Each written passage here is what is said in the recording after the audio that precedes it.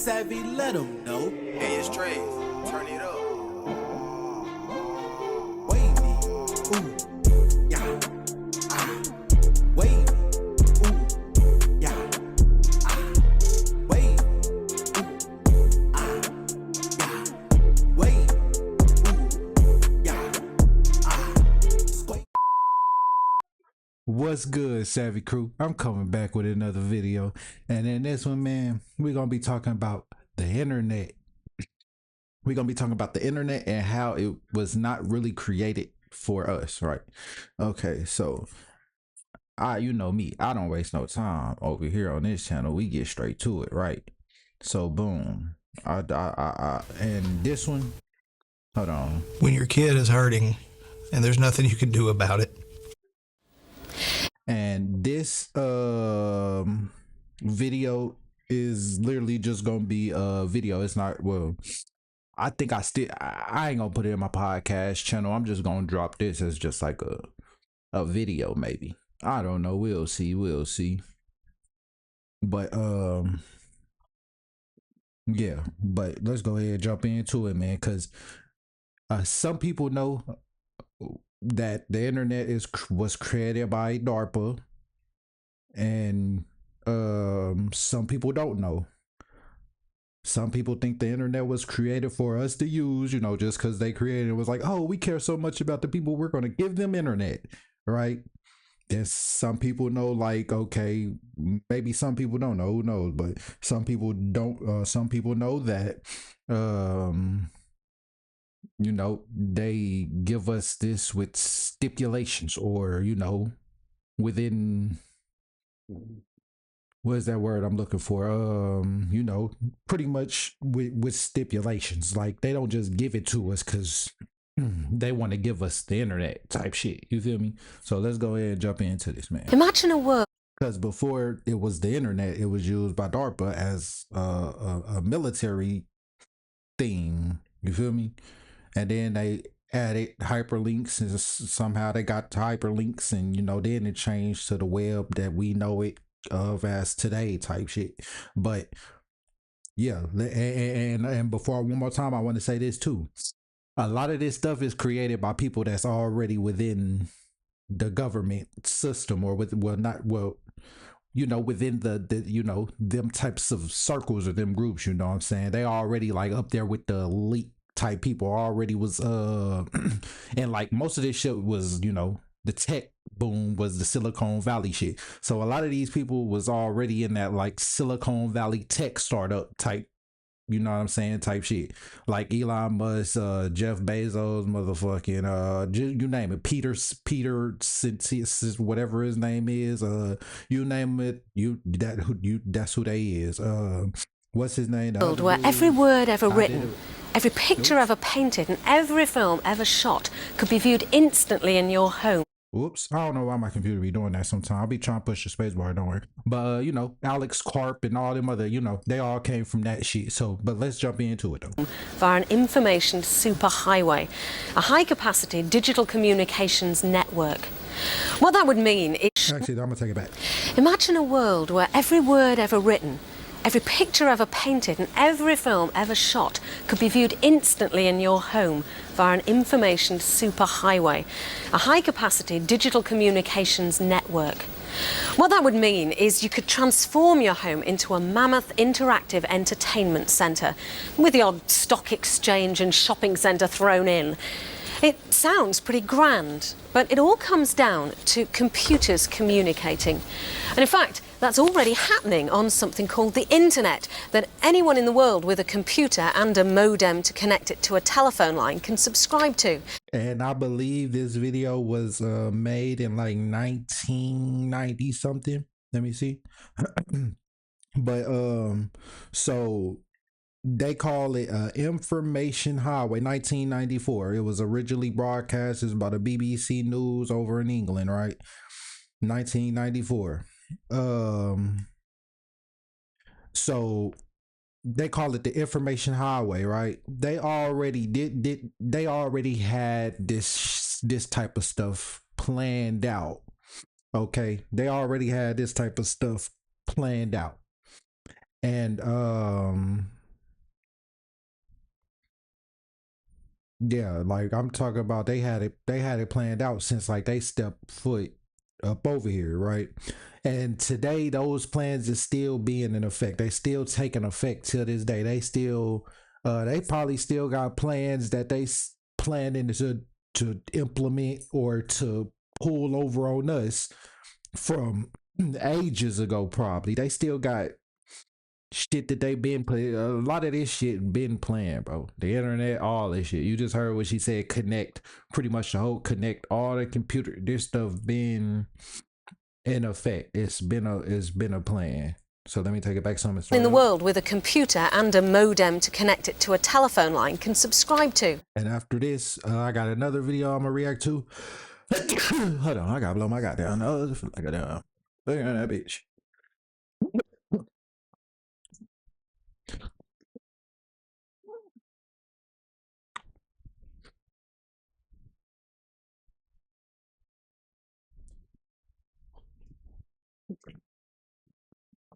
All right, but I'll probably wasted a drink.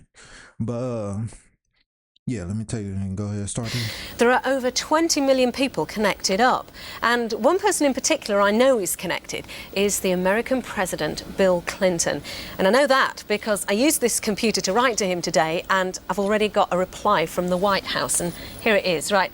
Thank you for writing to President Clinton via... And of course, it had to be, what's his name? What they call that nigga? Bubba. Of course, it had to be Bubba. That's crazy. Electronic mail. The president is committed to integrating this dynamic medium into the White House. And it goes on to give some details of his government's policy to encourage the building of information superhighways. Now, I can't electronically mail our Prime Minister, John Major, because he hasn't got a modem. And I can't find out what his government's policy on information superhighways is because it hasn't got one. At least nothing beyond the usual thing of leaving it to market forces. But you can do more than just send messages on the internet. There's loads of useful information in here. You can get news, recipes, and I found this satellite weather map in there. And there are interactive services as well. This is a shopping centre, and here it says it's just off the Information Superhighway. That's its address, and inside there's a flower shop, and it shows me the picture of the flowers I can order and tells me how much they cost. Then all I have to do is tap in the address I want them to go to, and of course I have to give them my credit card details to pay.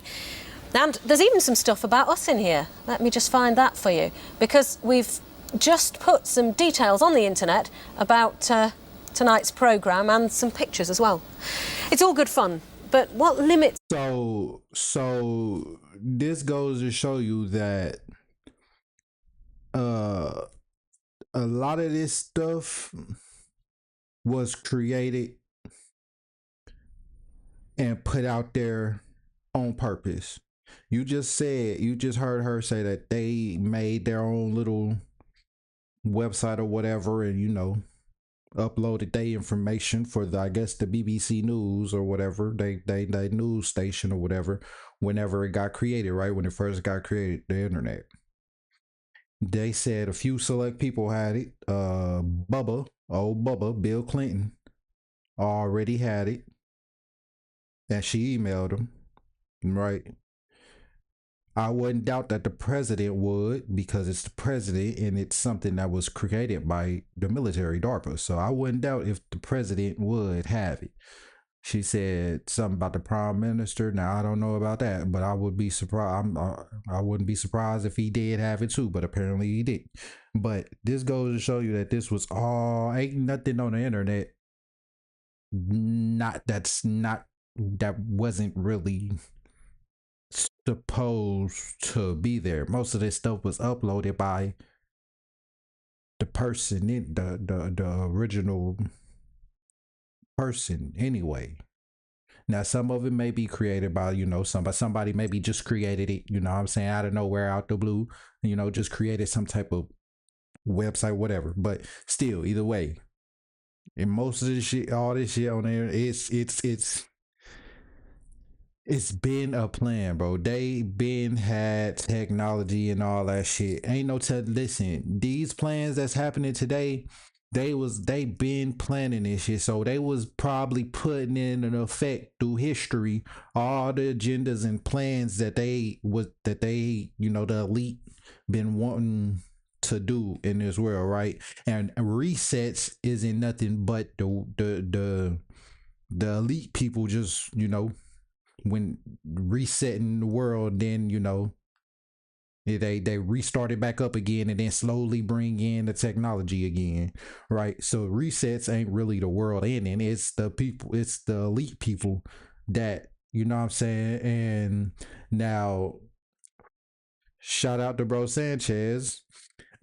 He said that, you know, this I have heard this before. I think I have heard this before, but he said some shit like that there's, you know, the so-called lizard people that's living, you know, in the ground or in the garth or Sheol, whatever, you feel me?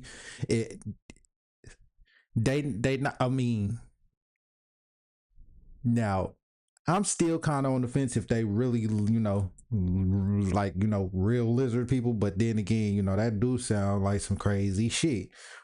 And at the same time, I don't think it's real lizard people. What I think they mean is, you know, some along the lines is like they actual people, but they, you know, they may be a little different than us or something. Ain't no telling. You feel me?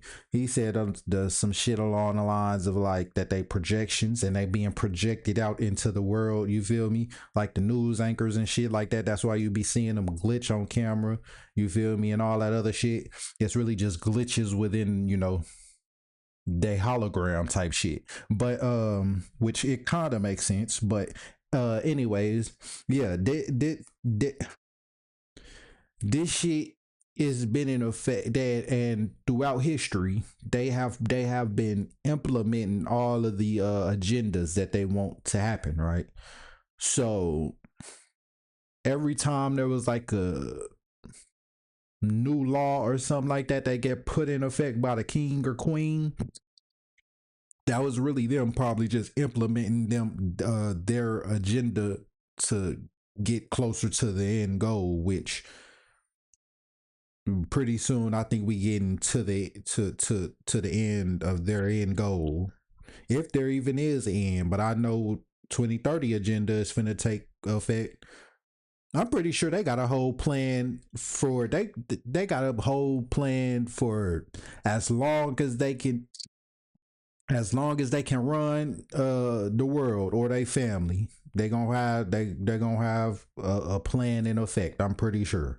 The potential of all this is that it's relatively slow. And all types of agendas. You can't play a video down this, and in fact most of that stuff we've had to receive in advance. That's because copper telephone... They had to receive a lot of that information in advance, or I guess a lot of, you know, the stuff that they put, I don't know, but pretty much what she's saying, they had to receive that shit in advance. So that lets you know right there that this ain't nothing that just spontaneously just happened. This has been thought about. Of that stuff we've had to receive in advance. That's because copper telephone lines are really designed for people to talk down, not for computers. But with an information superhighway built with high-capacity fibre optic cables, you're not limited to shifting around text and the odd picture. You can send high-quality sound and video as well. So when are we going to get all this then? At the moment, regulations restrict what services can be offered by phone companies, cable television operators and so on. But in America, for any company who's prepared to invest in an information superhighway, there's a new law which means they can transmit anything they like on it, video, music, telephones, data, the lot, as long as they let other people provide services on it too. But it's not just a license to print money. The companies will also be compelled to connect every classroom and library free of charge, so society stands to benefit as well. Here in Britain, though, restrictions still apply. BT, for example, isn't allowed to do cable TV. But they're developing some interesting ideas to get what they can out of their existing copper phone lines, like video on demand. We've got a setup here to show what they're aiming at. The idea is, from the comfort of your armchair, you'll choose whatever video you want, and it'll be played down your phone line to your own TV. It'll not just be movies, though. There'll be other TV programmes too, like this travel programme I've selected here. So all that was so-called happening through the phone copper lines or whatever, right? That she just said, right? But listen though, and then I think it's another video that I watched her was gonna do. Maybe it's in here. Actually, no, I did watch it, but I wasn't gonna put it in here. It's about telephones, but I might do it now because it still kind of ties in with this, right? But so that video that I'm talking about, they was talking about will phones end up merging with technology type shit, and I guess become like what we got today, smartphones type shit. They already and then concept cars, like futuristic cars. I watched that video. I might put that in this too because it still ties in. It's all part of technology type shit, right? So they was even talking about how like radio navigation systems, it was like it looked like the military shit because all this shit came from the military, but it looked like some military shit.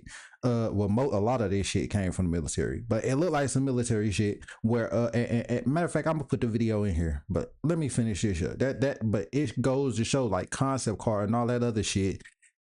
It's not it's a concept, but it's not really a concept of like, is it gonna be made like this or is it gonna be invented, you know? And it may not be like the way, because you know they had futuristic cars back in the 90s 80s and all that shit looked like damn motherfucking I was finna say Marty Fly, but I think that was in what you call it, in Back to the Future. They had cars that looked like that or something, or with the wheels have covered up, and then you see like just part of the real the wheel at the bottom type. Y'all know what I'm talking about. But yeah, they made cars look that, but we knew cars was gonna be futuristic. They show us a concept of something, so we keep that image in our head, so we can't really understand the real thing, like, or they trick us. You feel me? It's not like sort of like the Jesus photo, the Jesus image. Every time somebody say Jesus, what you think of? The white Jesus. You think of a white Jesus, right? That photo we always see everywhere. That's the concept. That's the first concept that was introduced to you of that. So that's the image that's going to forever be the first image, or pretty much the first image that pops up in your head. So that's why they show you a concept of something, so you can keep that image in your head and not really understand the scope or the full length, I guess, of, you know what I'm saying, or understand what it is when the time come or something. You know what I'm saying? Like either it's pretty much they tricking you, right?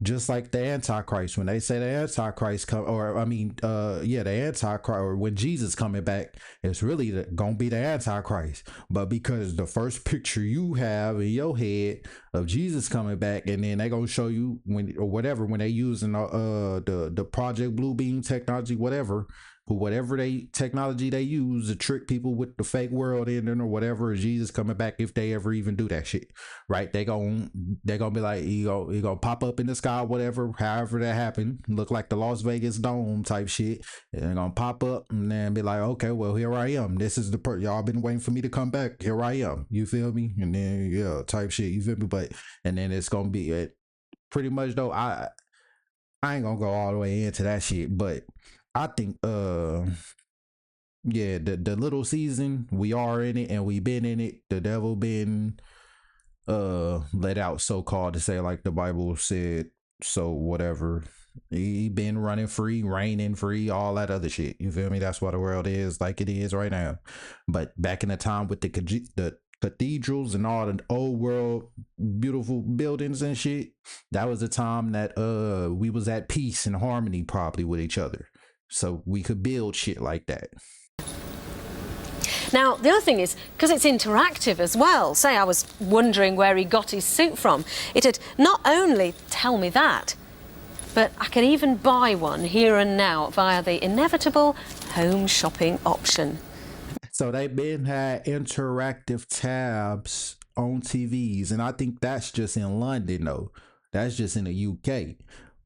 I don't know if America had that until maybe recent, or not out too long after that. But London, they been had an interactive TV where if the person, you could click on the suit or the hat that the person wearing on the show and then buy that shit type shit. This is in 1994, bro. Marnie, fancy that. But this video on demand is a tricky thing to do without the extra capacity of the fibre optic cables. I, for one, will be impressed when the real thing's up and running down phone lines. But it could well be the first taste most of us will get of what'll come rolling down the information superhighway. It's ironic that it'll come on old phone lines, but it could stay that way unless Britain develops its own vision of what sort of information superhighway it wants and how to get it.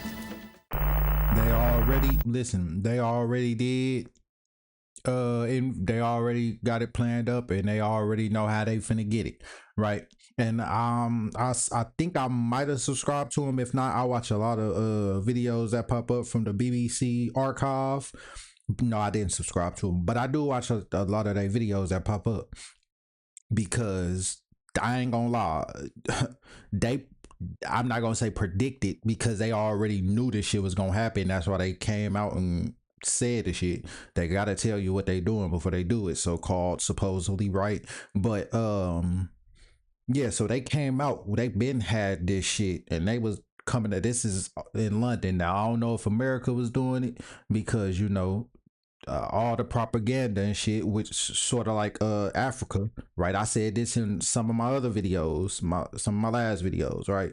But I think it's recently that Speed just went to Africa and did all that, and showing people that Africa ain't poor as they try to make it seem. Same thing with China. I've been saying that in my other videos.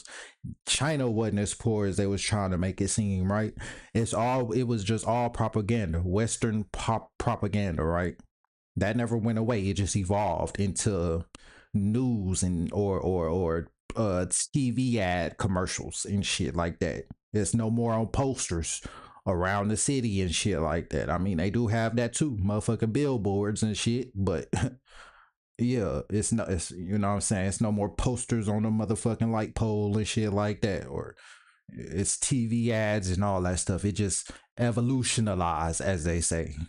But let's go into this next video. That's the one I was talking about right there, the satellite car shit. But the next one I want to go to is this one, and then I'm gonna go to that one. Listen, it's called Connect Team, and it's insane. I don't do schedules or timesheets manually anymore. Can you explain what internet is? That little mark with the A and then the ring around it? At? See, that's what I said. Kay said she thought it was about. Yeah. Oh. The information superhighway can be a confusing mix of... And this video is from Vice right here, I believe. This video, yeah, that's from Vice TV. On-ramps and off-ramps. The internet starts as a military communication network in the 60s and spends the next 20 years being further developed in university computer.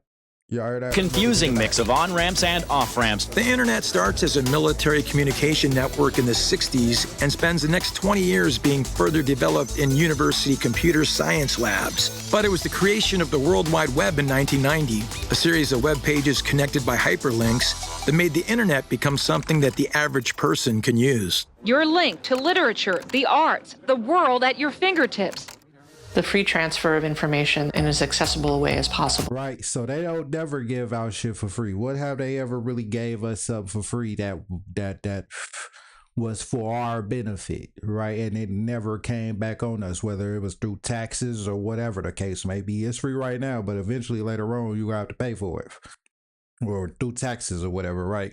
But they ain't never gave us nothing for free. Even YouTube now, at one point it was free. I mean, it's still free, but now they got a paid version.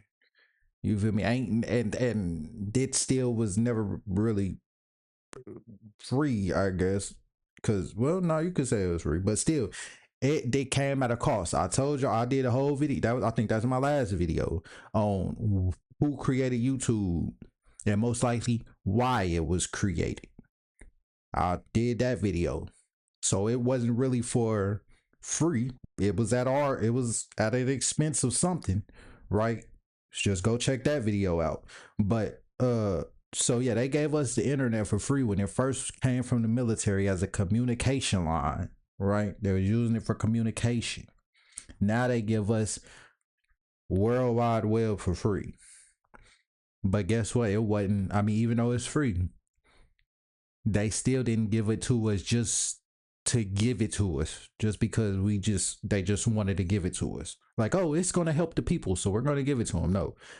Yeah, it may help us.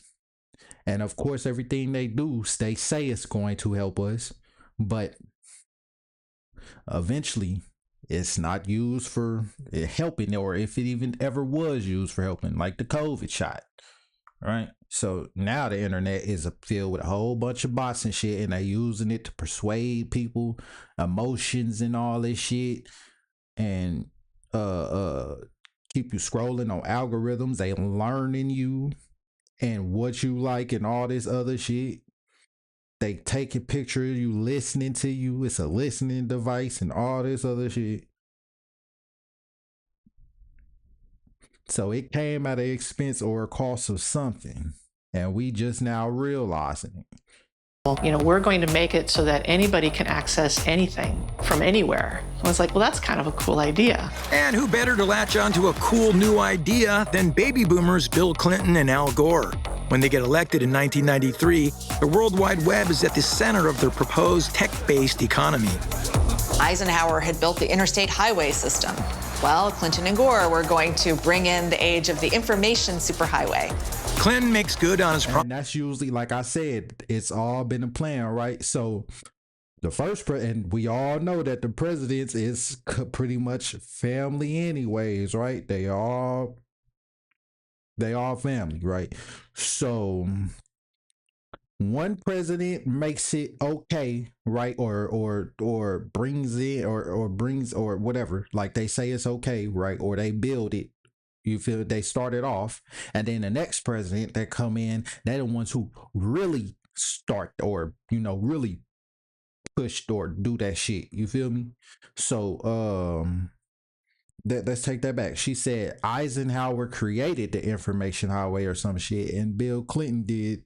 So he did. So he. Elected in 1993, the World Wide Web is at the center of their proposed tech-based economy.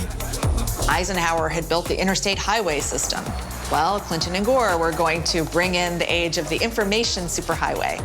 Right. Okay. Boom. You heard that. The age of the information highway. Now, what does that sound like? The age of awakening. That's what I got from that. And like I've been saying, the age of awakening, the age of Aquarius bullshit. I mean, you could say it may be something true, like, oh, this whole mysticism thing, but honestly, I feel like it was just a planned thing, like everything else that's in this world. We live in a Truman Show. I feel like that was a fucking planned thing. Because if they didn't want this shit to come out, they didn't have to create it or give it to us. They didn't have to put all this shit up on the internet. You feel me? They didn't have to. You feel that? If they really wanted to keep the book secret, you know, you heard what they said. If you want to hide it from a nigger, put it in a book. And I mean, that's pretty much a lot of people, not just black people. I mean, there was even white people who wasn't reading and didn't like reading all that other shit. If you just, I guess, wanted to really, the word should be, if you want to hide it from a stupid person, put it in a book. I guess you could say that, or you know, something like that along the lines. But so if they didn't want that out, right? They didn't have to put it in a book and give it put it in a library or give it to people. If they really didn't want this information to come out, they wouldn't let it come out. Right. So that's why I feel like it's just a plan. Everything it's all planned, bro. And I mean, I'm showing evidence to prove it. You feel me? Like it's just all planned. Eisenhower, he built the interstate highway, right? The information, whatever highway, however she worded it. But then Bill Clinton came in and actually made the age of information. He made the you know what I'm saying? He actually kicked that shit off. Like, he got the ball rolling for real. Like, that's how they do that shit. One president come in, or one king, whatever, say no or start and then the other one, when the next president or king or whatever come in, or whoever, you feel me, whatever, then they the ones who really start that shit off, or say it's okay, whatever. Like what's his name, Barack Obama. I believe before that, I forgot the president. I don't really pay attention to all that, because I kind of don't. But before Barack Obama, I think that president said or signed a bill or something, like, or brought in something about LGBTQ. But then President Obama made it for real okay. Or it was that president said no, but then Barack Obama came in, then he said yes. You feel me? Either way, it's hard. Just, you feel me? It's a blend. Clinton makes good on his promise, but he gets some much needed help from a company that builds an on-ramp to this new digital future. The company is founded in 1994 by Mark Andreessen, a 23-year-old computer science grad from the University of Illinois. Now this is important. Pay attention to this part. By Mark Andreessen. Because this is sort of like Peter Thiel and Peter Thiel and Alex Karp and that other dude name. I did a video reacting to them too. Go check that out. But and how, you know, they upcoming and how they started their company, so-called, and saying all that other shit, right? But this dude, he's lumped in with that too. So pay attention, because this dude, pay attention. Digital future. The company is founded in 1994 by Mark Andreessen, a 23-year-old computer science grad from the University of Illinois, and Jim Clark, an established Silicon Valley entrepreneur. Jim Clark became convinced in talking to Mark that the internet space was wide open for the taking. Yeah, this thing that was right now being used for scientific purposes could potentially be used for commercial purposes. He could envision that we might want to sell things. He could envision that it could be used for, widespread communication. In the early 90s, the web is slow and hard to navigate. It's the domain of academics and computer geeks. But Clark and Andreessen have a vision to make the web accessible to everyone.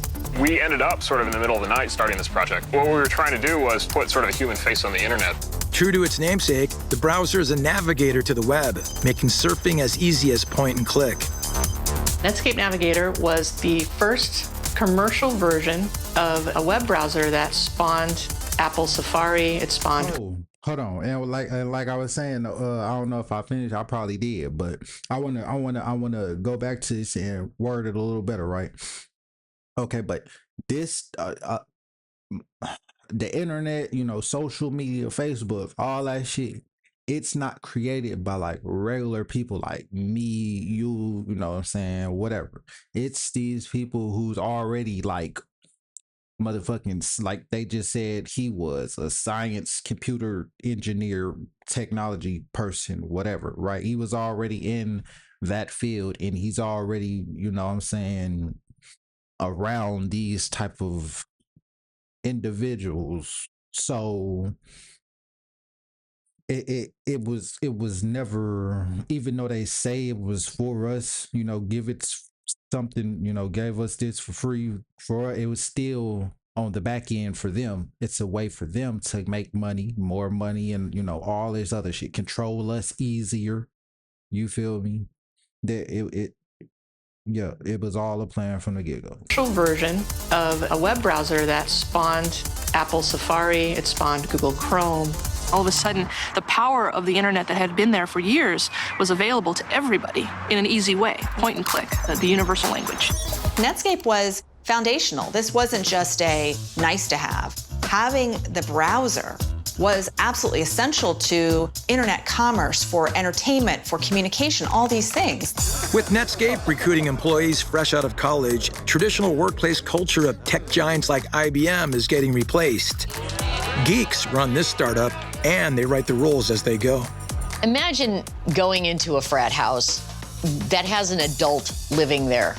And that adult is Jim Clark. And Jim Clark is trying to help a bunch of young college boys figure out that they're now doing something that has to be ready for business.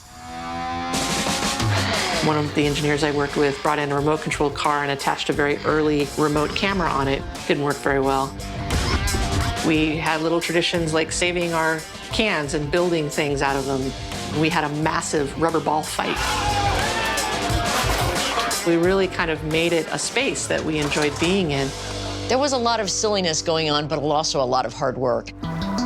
Netscape, people got into work and maybe didn't go home that night, maybe worked all the way through the night. I have a nice couch, little mattress under there I can sleep in. Work became the life, and that was sort of the only life you had. That tied into that concept of sort of manic innovation. Yeah, what's your doctor say, Tara? My doctor says, interestingly enough, that I work too much.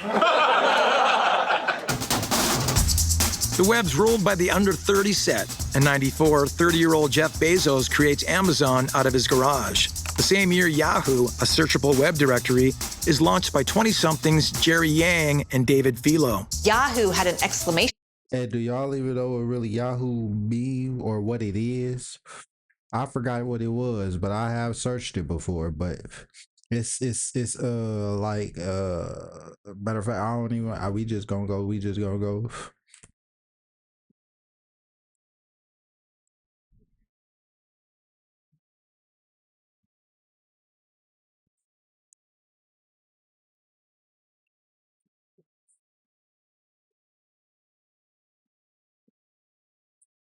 No.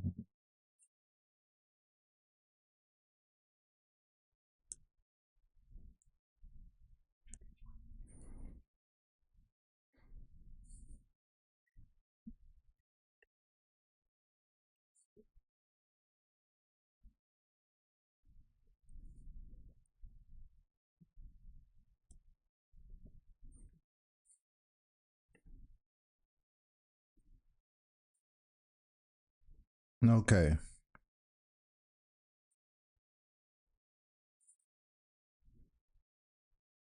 No, it was like a group or something, you know what I'm saying? It was like a group or something. It was or hold on. It might be in my on my phone browser. I think I still might have it in my phone browser. I got like 500 pages up and shit. I had to create a whole nother tab. It might still be in there. If it is after this video, I'm put it in here, but I don't want to take too long on finding this.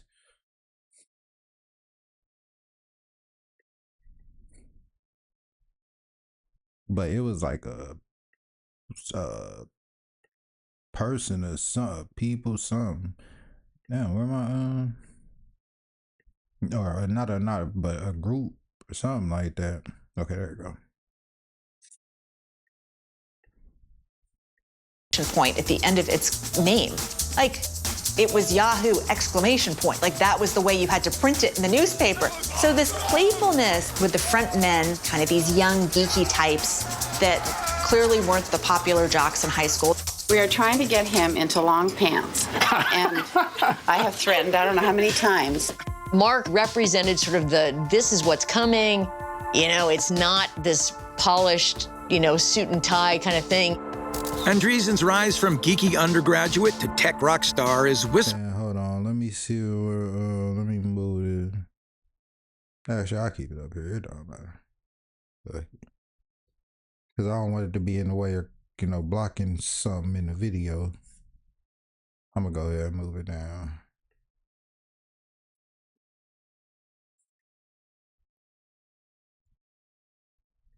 about in Silicon Valley. But his story goes mainstream when he lands the cover of Time magazine. a year into Netscape Time magazine, saw how exciting all of this was and how perfect of a face Mark Andreessen was. Young and nerdy, perfect for the moment. So they came up with this idea of putting him on a throne, kind of looking like a guy who just came out of college. And he had no shoes on. He was evidently the first person to appear on a cover of Time magazine with bare feet.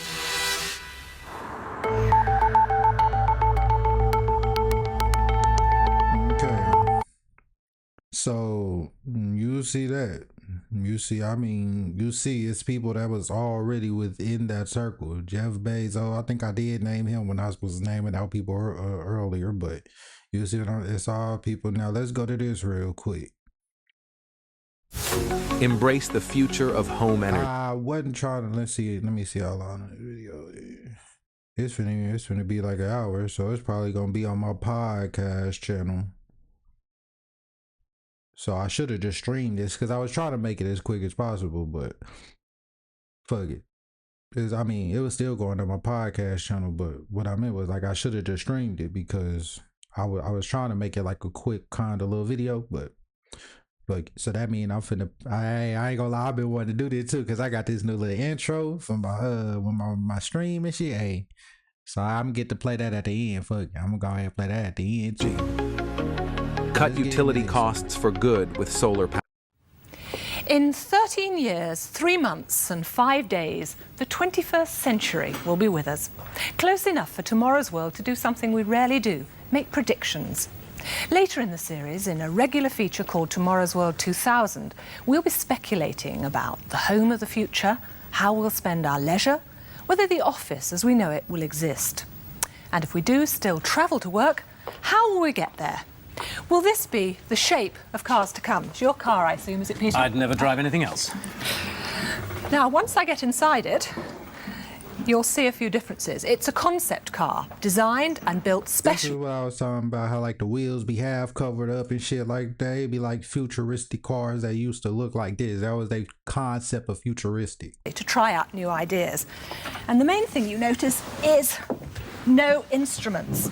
What you have instead is a screen which lights up, and the system even includes this. It's a satellite navigation system which gets you where you want to go with the minimum of hassle. Well, more about the car of the future in a future programme. But onboard navigation systems are already being developed. Maggie's been to the Transport and Road Research Laboratory to investigate. OK, so it may not look futuristic, but this is a highly intelligent car. Go left onto the A3095. Thank you. This navigation system is a prototype. In the boot, you've got a computer with a bubble memory, which has got a map stored on it. And the computer can work out where you are from the direction and the distance which the car has travelled. So all I have to do is to key in where I started from this morning and where I'm going to, and the computer will tell me how to get there. End of journey 1.5 miles ahead. Here at the government's Road Research Laboratory at Crowthorne, they're not convinced that this is a system of the future. It does have limitations. It's only as up-to-date as the day you bought it, so you won't be going down any new roads, and it certainly can't guide you around traffic jams, which is where a completely different approach comes in. This Range Rover relies on computers at the side of the road. As before, first I key in my destination, only this time it's in code form. And this is the code for Windsor. Right, we're ready. The unit in the car sends out a radio signal from a transmitter behind the number plate. Loops buried in the road pick up this signal, passing it on to a roadside computer, which then sends a signal back, telling the car which way to go. A355, turn right.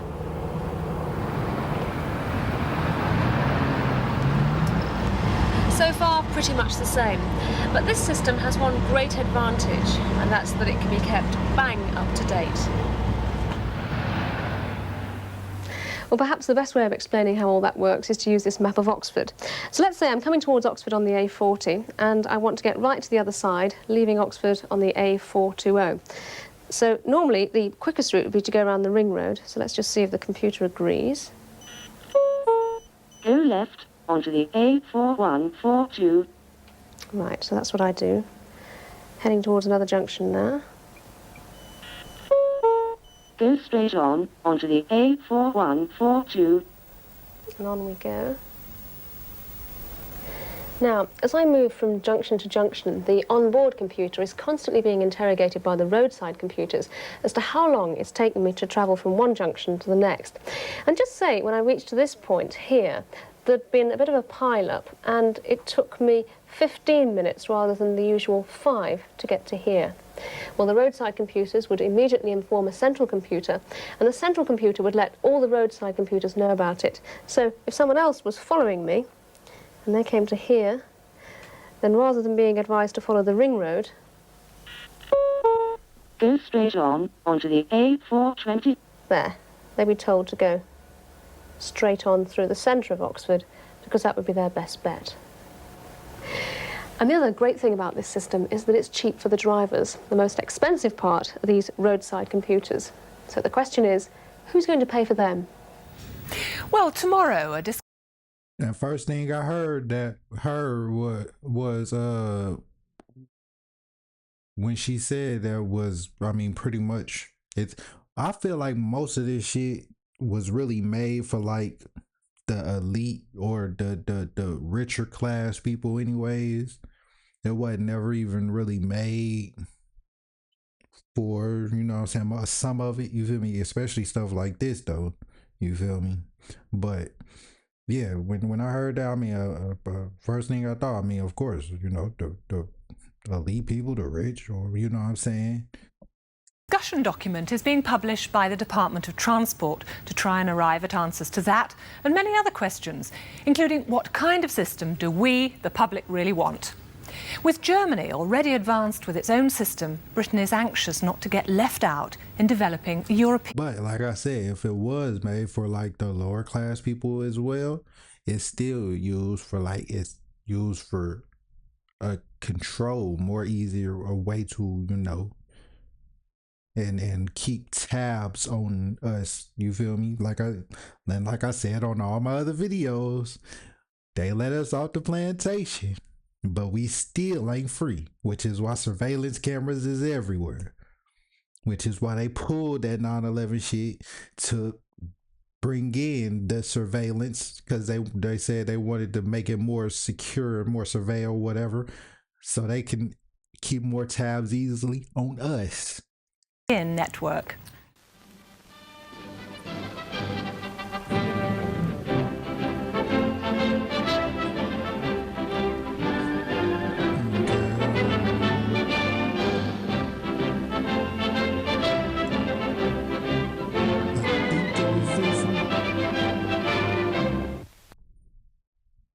What do you think about T-Mobile Home Internet only being $35 a month? We need it. Let me go back real quick. Can you explain what... Imagine a world where every word ever written, every picture ever painted, and every...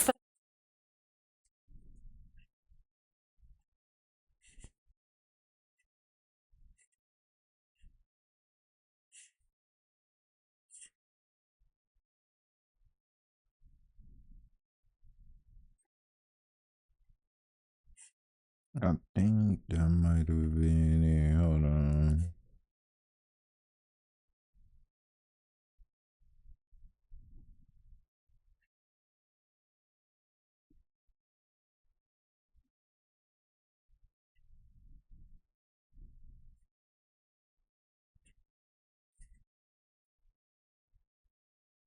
Yeah, that definitely was it. Okay. Remember these cordless telephones where you need to pull out the antenna when you go to make a call? You know how you always complain about how I twist the phone cord into little knots while I talk? Drives me crazy. Well, this AT&T phone has great sound and it's cordless, so you'll have nothing to complain about. Later on, there were... And I ain't gonna lie. I did a video. Well, not did a video, but I have talked about it in some of my other videos about how they made like a video in like 1980 or something like that, in the 1980s or maybe even 70s, and it was maybe even 60s. I think I know that mother was old, but they did it on how to appeal to the black consumer. So they be studying us, bro. And I mean, not just us, they study, I mean, everybody, but they be studying us like animals and doing experiments on us. And like I've been saying too in all my other videos, MK Ultra don't just stop in the labs.